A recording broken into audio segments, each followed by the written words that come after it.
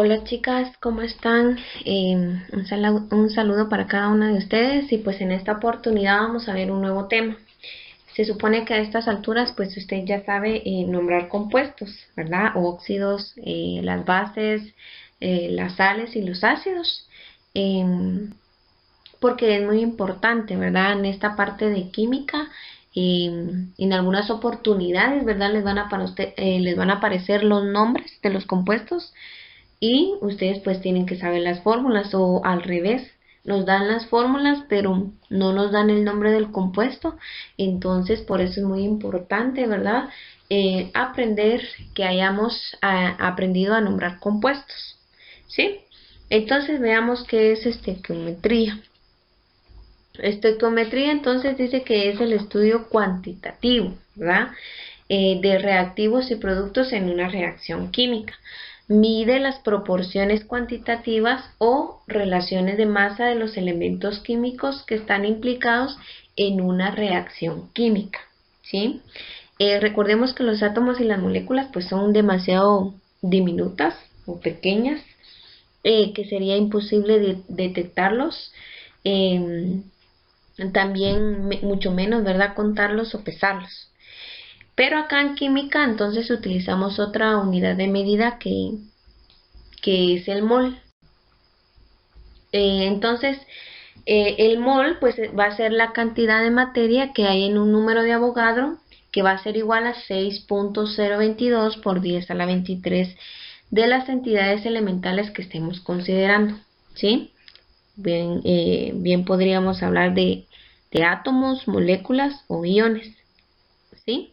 Entonces, como un mol es por definición una cantidad dada de materia, le corresponderá una masa determinada, distinta para las distintas sustancias. La masa de un mol de moléculas coincide con la masa molecular expresada en gramos.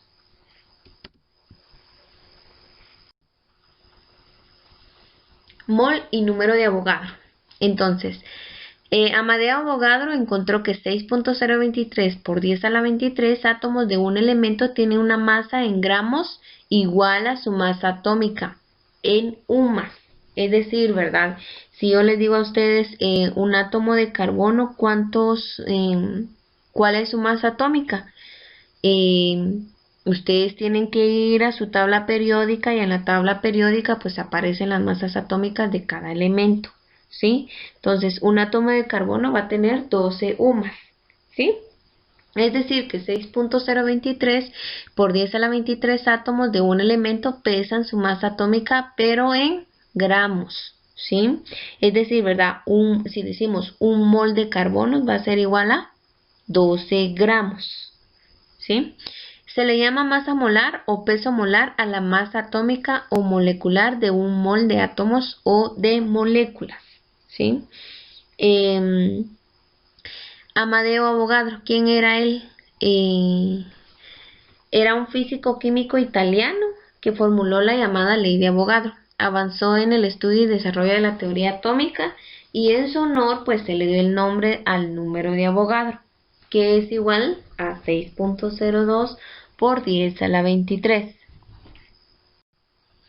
¿Sí? Entonces veamos la masa molar. ¿Cómo calculamos la masa molar? La masa molar pues dice que va a ser la masa de un mol de sustancia. La masa molar coincide con la masa molecular expresada en gramos, ¿sí?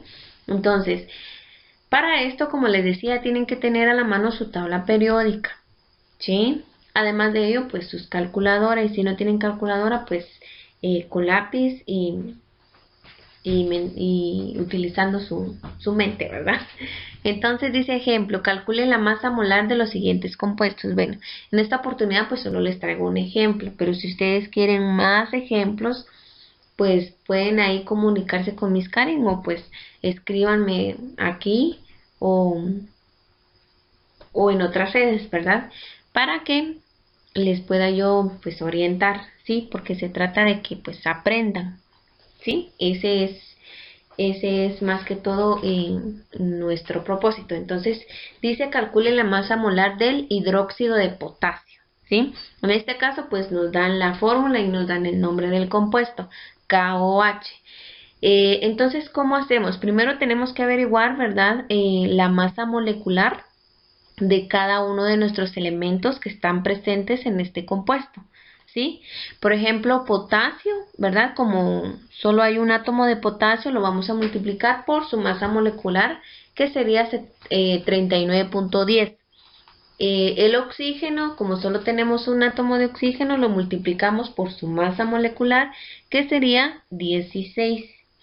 Y el hidrógeno igual, solo tenemos un hidrógeno, entonces lo multiplicamos por su masa molecular, que sería 1.01. Recuérdense que las masas moleculares aparecen en la tabla periódica. Luego que ya tengamos las masas moleculares de cada uno de nuestros elementos, pues hacemos la suma. Y en total nos da 56.11, pero recordemos que es en gramos, expresada la masa molecular la vamos a expresar en gramos, entonces sería 56.11 gramos. Y así es como se calcula la masa molar. Sencillo. Composición porcentual. Entonces, la composición porcentual de un compuesto es el porcentaje de masa de cada elemento en el compuesto, ¿sí? Vamos a dividir la masa del elemento en el mol del compuesto, lo vamos a dividir entre la masa molar del compuesto por 100, ¿sí? Entonces sigamos los siguientes pasos. Veamos el ejemplo. Calcule la composición porcentual del carbonato de níquel 3. ¿Qué hacemos en paso número 1? Pues calculamos la masa molar del compuesto. ¿Cómo la calculamos? Pues ya sabemos, ¿verdad? Veamos acá el níquel, si se dan cuenta tiene un 2 a la par, entonces nos quiere dar a entender que hay dos átomos de níquel, entonces 2 por la masa molecular del níquel, que es igual a 58.69, multiplicamos y nos sale 117.38.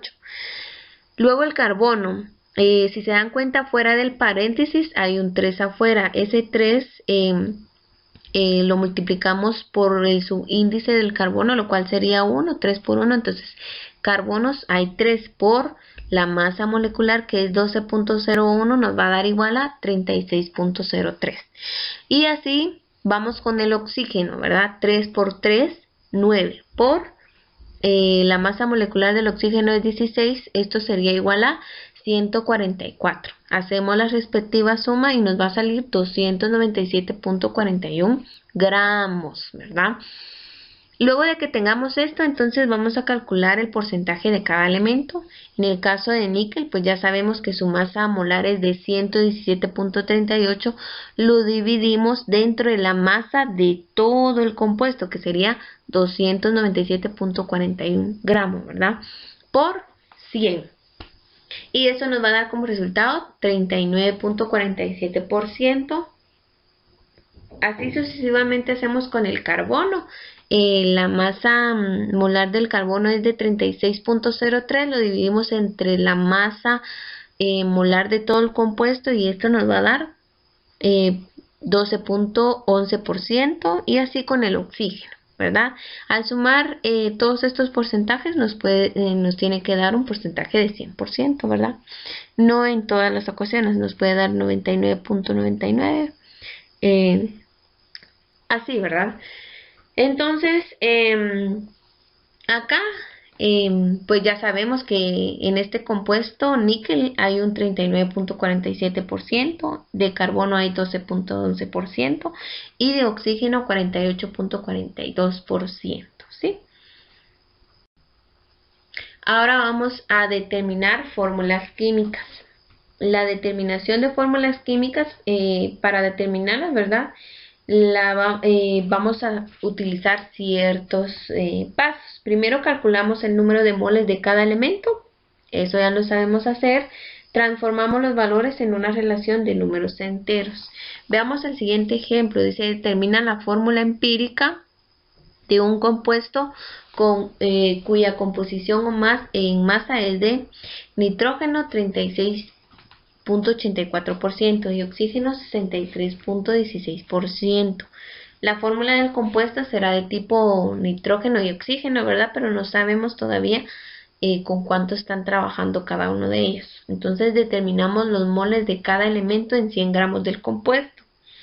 Hacemos un factor de conversión, ¿verdad? 36.84 gramos que nos lo dan allá, ¿verdad?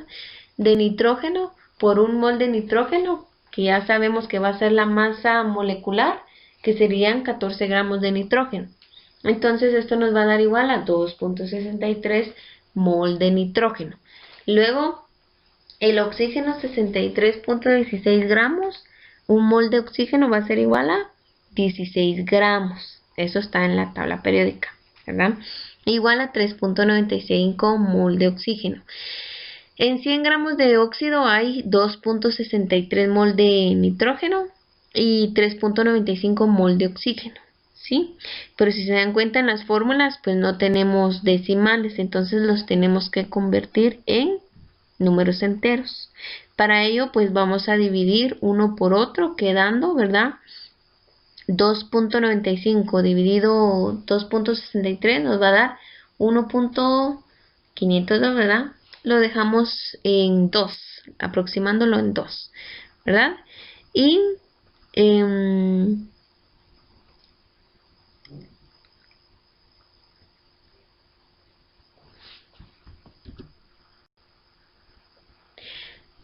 muy bien, reacciones químicas. Entonces, ¿qué son las reacciones químicas? Pues las reacciones químicas dice que es un proceso por el cual ciertas sustancias llamadas reactivos se convierten en otras que se llaman productos, ¿sí? O sea, los compuestos que van a reaccionar para dar otro tipo de sustancias se les llaman reactivos y las sustancias que se obtienen de esa reacción se llaman productos.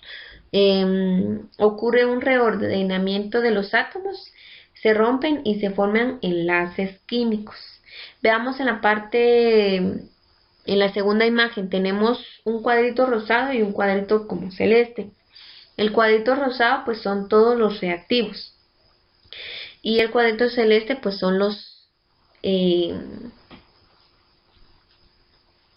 productos que nos va a dar de esa reacción, ¿sí? Debemos tomar en cuenta algunas pequeñas características que van a tener nuestros productos, ¿verdad? Por ejemplo, acá el metano CH4, la G pues significa que lo vamos a encontrar en estado de agregación gaseosa. Y tenemos dos moléculas de oxígeno, dos átomos de oxígeno y también en estado gaseoso. La flechita pues nos va a indicar el antes y el después en una reacción química y se lee como produce, ¿sí? El dióxido de carbono pues nos lo dan en gas más dos moléculas de agua en estado, si se dan cuenta tiene una L que significa que está en estado de agregación del agua líquido, ¿verdad? Entonces eso es lo que es una ecuación química. Muy bien, chicas, entonces si necesitan alguna otra explicación o otro ejemplo, pues me pueden escribir, ¿verdad?